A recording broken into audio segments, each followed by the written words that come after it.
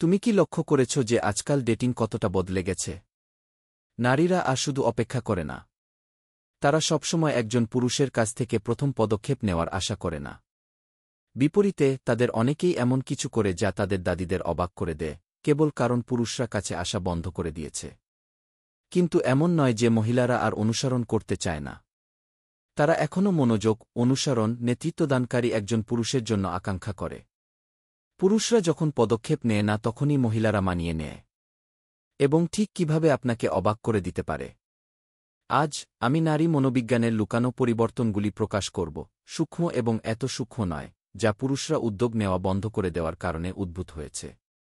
একবার আপনি এই ধরনগুলি চিনতে পারলে, আপনি আর কখনও মহিলাদের আচরণ ভুল বুঝতে পারবেন না। প্রথমত, মহিলারা শিকারী হয়ে ওঠে। শতাব্দী ধরে পুরুষরাই প্রথম পদক্ষেপ নিয়েছিল, কাছে যাওয়া, কথোপকথন শুরু করা, মহিলাদের অনুসরণ করা। এটি ছিল ঐতিহ্যবাহী ভূমিকা। কিন্তু আজ, যখন প্রত্যাখ্যানের ভয়, সামাজিক চাপ বা কেবল ক্লান্তির কারণে আরও বেশি সংখ্যক পুরুষ পিছিয়ে পড়ছে, তখন মহিলারা নিজেই অনুসরণকারীদের ভূমিকা গ্রহণ করছে। ভালো করে লক্ষ্য করলে তুমি তাকে সর্বত্র দেখতে পাবে। সে আরও কিছুক্ষণ ধরে ঘুরে বেড়ায়। সে তোমার সাথে কয়েকবার দেখা করে। তোমার রসিকতায় সে হাসে, যদিও সেগুলো বিশেষ মজার নাও হয়। সে ঘরের ওপার থেকে চোখের যোগাযোগ বজায় রাখে। এগুলো কাকতালীয় নয়। এটা ছদ্মবেশী ধাওয়া। মেয়েরা কেন এটা করে? কারণ পুরুষরা সন্দেহ করতে শুরু করেছে। আজকাল প্রত্যাখ্যানের ভয় আরও তীব্র হয়ে উঠেছে, এবং সোশ্যাল মিডিয়া নারীদের প্রচুর পরিমাণে বৈধতা দিয়েছে, লাইক, মন্তব্য, বার্তা। এই কারণে অনেক পুরুষ সিদ্ধান্ত নেয় যে তাদের সুযোগ নেই এবং চুপ থাকে। অন্যরা হস্তক্ষেপকারী বলে মনে হতে ভয় পায়। তাই পুরুষরা পিছু হটে। কিন্তু জীববিজ্ঞান এখনও চলে যায়নি, আকাঙ্ক্ষার জন্য একটি পথের প্রয়োজন। এবং যখন পুরুষরা নড়াচড়া করে না, তখন নারীরা মানিয়ে নেয়। মনোবিজ্ঞানীরা এই ভূমিকাকে বিপরীত বলে অভিহিত করেন। যদি একটি লিঙ্গ তার ঐতিহ্যবাহী ভূমিকা পালন করা বন্ধ করে দেয়, তবে অন্যটি ক্ষতিপূরণ দেয়। মহিলারা এখনও সংযোগ, রোমান্স এবং তাড়া করার রোমাঞ্চ চান। কিন্তু যখন পুরুষরা তা প্রদান করে না, তখন তারা নিজেরাই এটির উপর কাজ করতে শুরু করে, যদিও সূক্ষ্মভাবে। এখানেই বিরোধিতা। ধাওয়াকারী হওয়ার পরেও তারা এমনভাবে অনুভূত হতে চায় না। তাদের যুক্তিসঙ্গত অস্বীকারের প্রয়োজন। তাদের আপনাকে লক্ষ্য করতে হবে, বুঝতে হবে এবং কাজ করতে হবে। সেই কারণেই তারা সরাসরি বলে না, আমি তোমাকে চাই কি। তারা এমন পরিস্থিতি তৈরি করে যেখানে আপনার মনে হয় যে আপনি এই পদক্ষেপ নিচ্ছেন। তাই যদি কোনো মহিলা হঠাৎ বন্ধুত্বপূর্ণ হয়ে ওঠে, আরও ঘন ঘন দেখা দেয়, অথবা আপাত দৃষ্টিতে একটু দুর্ঘটনাক্রমে কি আপনার দৃষ্টিতে উপস্থিত হয়, তবে এটি কোনো কাকতালীয় ঘটনা নয়। এটি ক্ষতিপূরণ। পুরুষরা থেমে গেছে বলে মহিলারা তাড়া করে।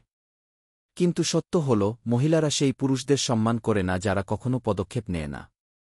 তারা সংকেত দেবে, প্রেমের ভান করবে, কিন্তু এক পর্যায়ে তারা চায় যে আপনি নিজেকে প্রমাণ করুন। যে পুরুষ এই সংকেতগুলি পড়তে পারে এবং বোঝে যে তার ক্ষুধাওয়া কি একটি আমন্ত্রণ, সে চিরকাল মনে থাকে। দ্বিতীয়ত, মহিলারা আপনাকে কাছে আনার জন্য পরিস্থিতি তৈরি করে।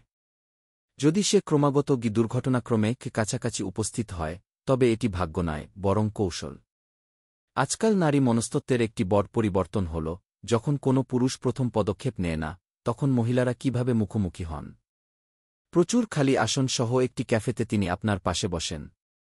আপনি কাছাকাছি থাকলে তিনি আরও জোরে হেসে ওঠেন।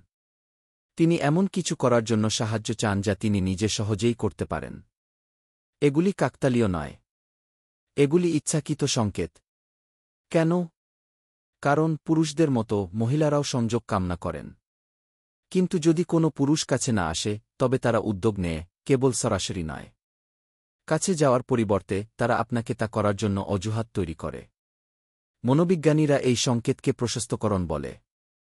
যখন সূক্ষ্ম ইঙ্গিতগুলি কাজ করে না, তখন একজন মহিলা সরাসরি স্বীকার না করে বরং তার উপস্থিতি উপেক্ষা করা অসম্ভব করে তাদের প্রশস্ত করে। বেশিরভাগ পুরুষ এটি লক্ষ্য করেন না।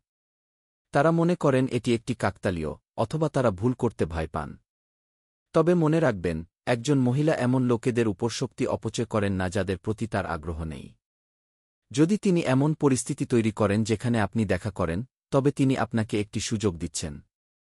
সমস্যা হল, একজন দুর্বল পুরুষ এখনও 100 নিশ্চিততার জন্য অপেক্ষা করে, এবং যখন সে অবশেষে পদক্ষেপ নেয়, তখন মুহূর্তটি ইতিমধ্যেই চলে গেছে। একজন মহিলা উদ্যোগ নিতে পারেন, কিন্তু তিনি চিরকাল অপেক্ষা করবেন না। সত্যিকারের আকর্ষণের জন্য সিদ্ধান্তমূলক মনোভাব প্রয়োজন। একজন আত্মবিশ্বাসী পুরুষ এই পরিস্থিতিগুলিকে একটি আমন্ত্রণ হিসেবে দেখেন এবং পদক্ষেপ নেন। তৃতীয়ত, সোশ্যাল মিডিয়া মহিলাদের উদ্যোগের জন্য একটি নতুন ক্ষেত্র হয়ে উঠেছে। পুরুষরা যখন সরাসরি যোগাযোগ বন্ধ করে দেয়, তখন মহিলারা অন্য উপায় খুঁজে পায়। অনলাইন লাইক, মন্তব্য, প্রতিক্রিয়া, গল্প, এটি নীরব ফ্লার্টিংয়ের একটি নতুন রূপ। সে রাত 2টোর সময় তোমার পুরনো পোস্টগুলি পছন্দ করে না। তুমি যখন সেগুলো প্রকাশ করো তখনই সে শুধু তোমার গল্পগুলি দেখে না। সে শুধু তোমার ছবির নিচে ইমোজি রাখে না। এটি সরাসরি ঝুঁকি না নিয়ে দূরত্ব কমানোর তার উপায়। কেন? কারণ এটি অনলাইনে নিরাপদ।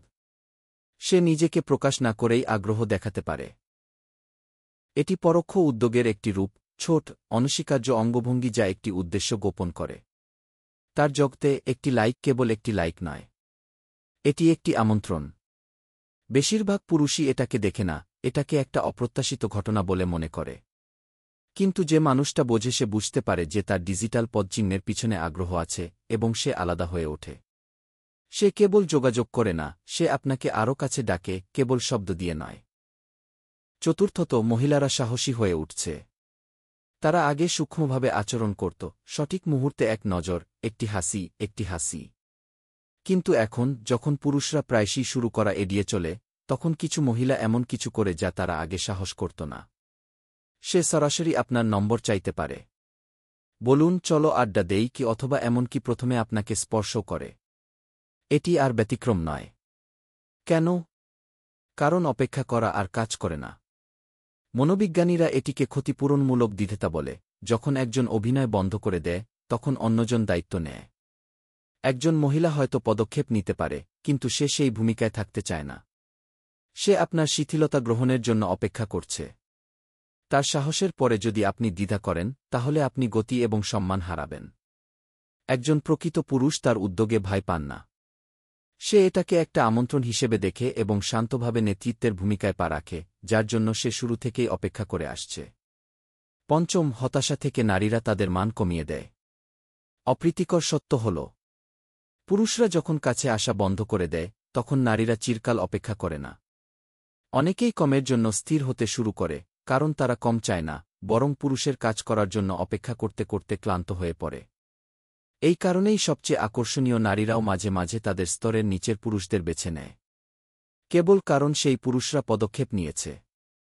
এমন এক পৃথিবীতে যেখানে প্রায় কেউই উদ্যোগ নেয় না, সেখানে সিদ্ধান্ত নেওয়ার ক্ষমতা বিরল এবং এর মূল্য সোনার সমান। তাই ভুল করো না, একজন নারী হয়তো চিরকাল অপেক্ষা করতে পারবে না। আর যারা দ্বিধা করে তারা কখনোই জানতে পারবে না যে তারা কি মিস করেছে। আপনি যদি নারী মনোবিজ্ঞানকে আরও গভীরভাবে বুঝতে চান এবং আবার কখনো কোনো সুস্পষ্ট সুযোগ মিস না করতে চান, তাহলে কি সাবস্ক্রাইব কি টিপুন এবং মন্তব্যে কি পদ্ধতি কি শব্দটি টাইপ করুন যদি আপনি কখনো কোনো মহিলাকে আপনার দৃষ্টি আকর্ষণ করার চেষ্টা করতে দেখে থাকেন। কেবলমাত্র এখনই আপনি এর অর্থ বুঝতে পারবেন।